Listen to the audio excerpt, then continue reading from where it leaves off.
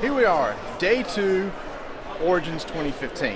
It's almost 10 o'clock and the vendor hall is getting ready to open. Now, if you've ever seen pictures of Gen Con as the vendor hall gets ready to open, you know how much of a madhouse it is. Well, this is a smaller con, so I'm going to show you what it looks like and see how Gen Con compares to Origins. So I'm just going to spin around here and you can see it right there.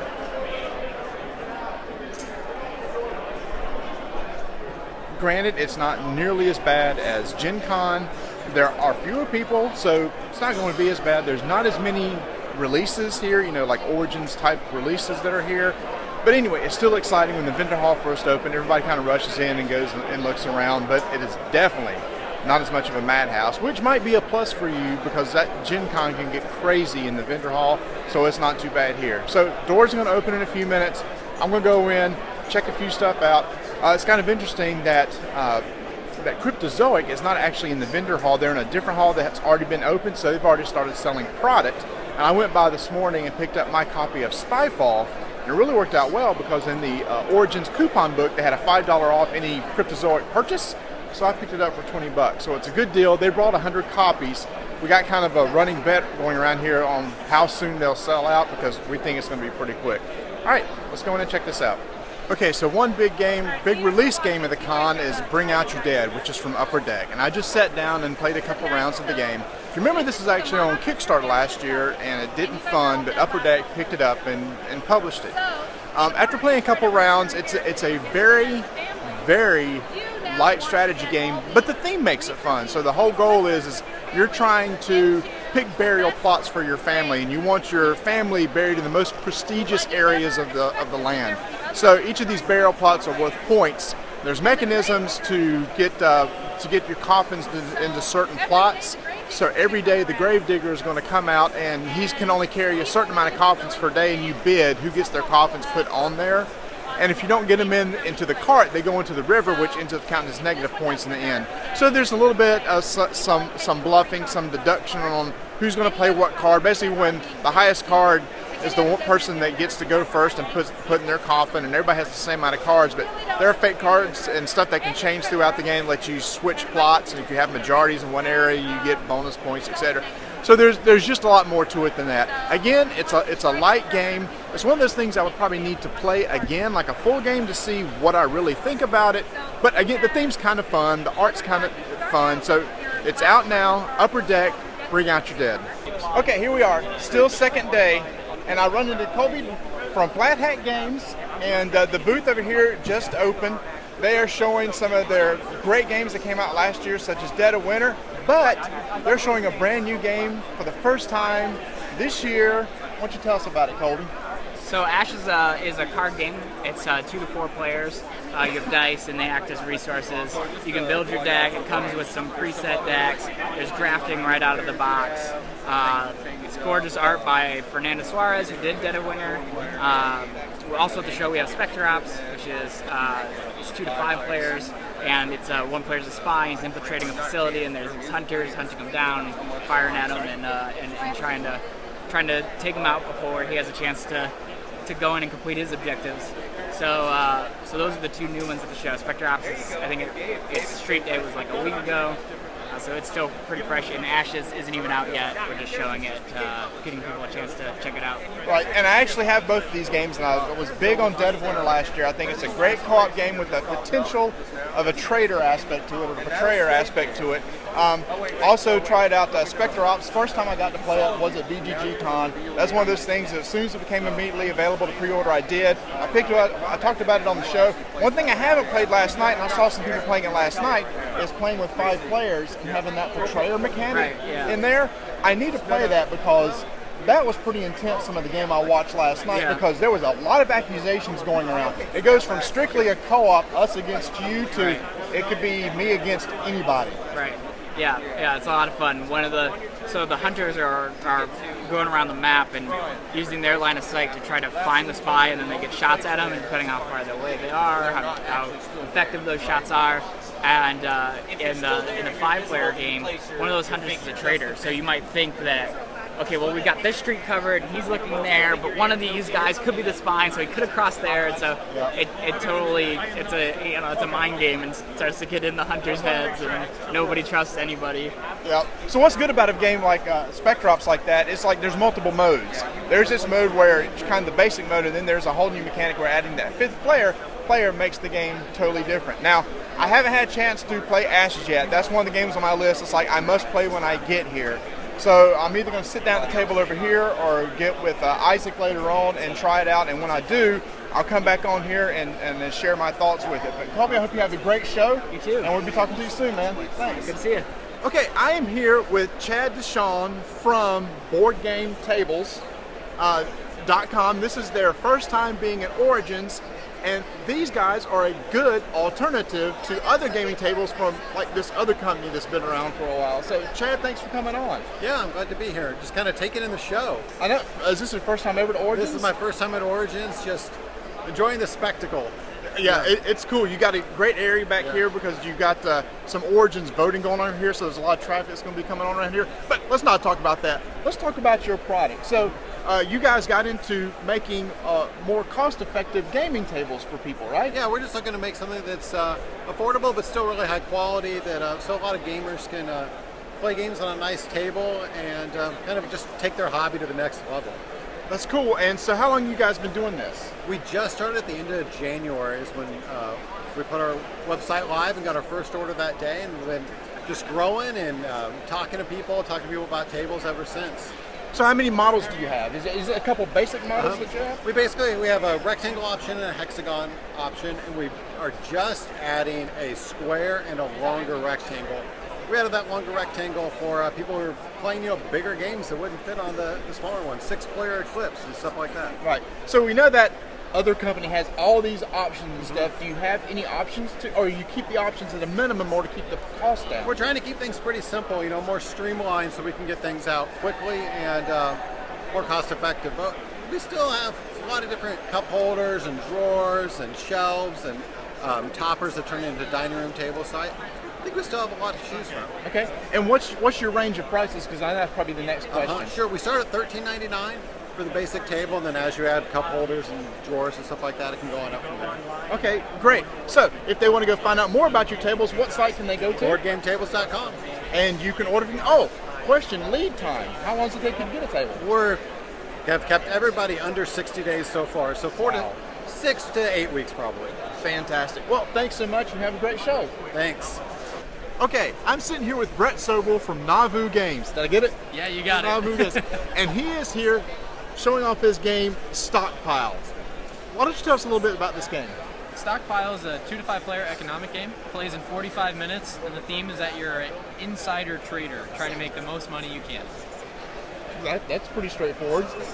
Yeah, people seem to really like it. So what's some unique mechanics of the game? Unique mechanics are, there's an insider trading element, so everyone gets a secret piece of information and they're trying to deduce what the other pieces of information that players have.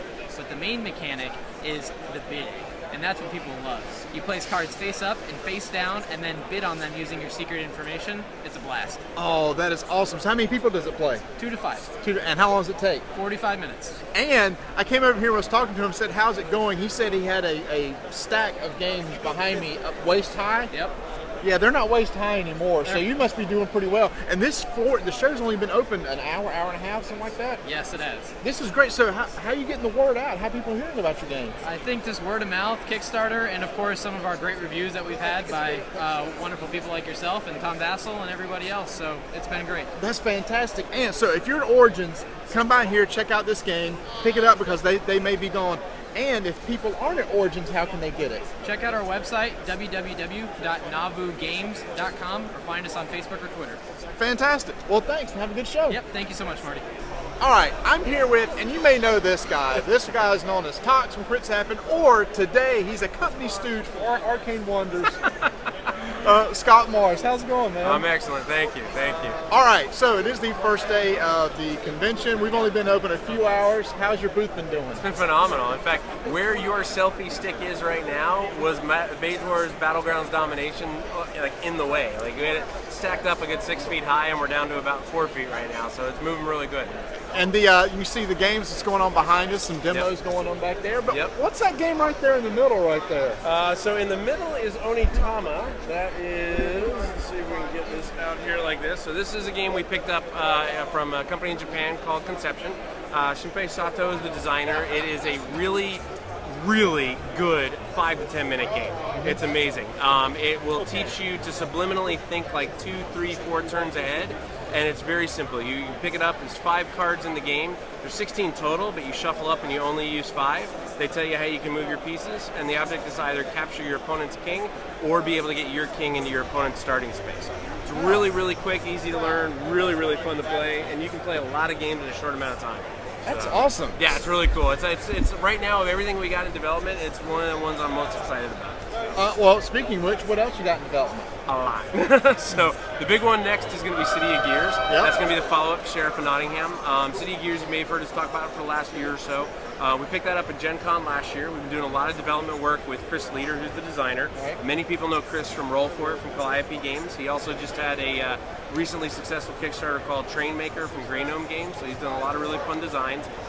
This is a really fun and exciting game. It's set in this fantasy steampunk world where you are an entrepreneur trying to help finish off this grand city of gears.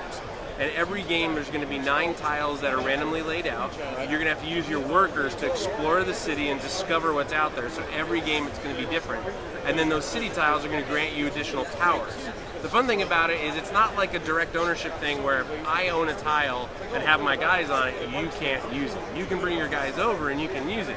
However, there's disruptive things inside the city that might move your workers around, they might move them off the board completely, so there's a lot of ebb and flow and give and take within the game. And it's a really fun, highly replayable game because of all the options and setup for it. That's cool. I got to play this at BGG Con, really enjoyed it. It's en route here right now. It's on a plane, yes. Yeah. And the prototypes are. When it gets here, I'm definitely going to demo it, and then I'll share my thoughts here to this. It's changed a little bit since you saw it at BGG, but you know that's the goal. We want to develop it and make it the best of the game as possible. Sheriff was obviously highly successful for us, and we want the sophomore effort to be really good, and it's just as exciting. Okay, and if people are in the Origins and want to pick up maybe Domination or Battlegrounds, where can they get it? Booth 201, that's where we are right now. That's where we will be the whole week. As they say in Vegas, we'll be here all week.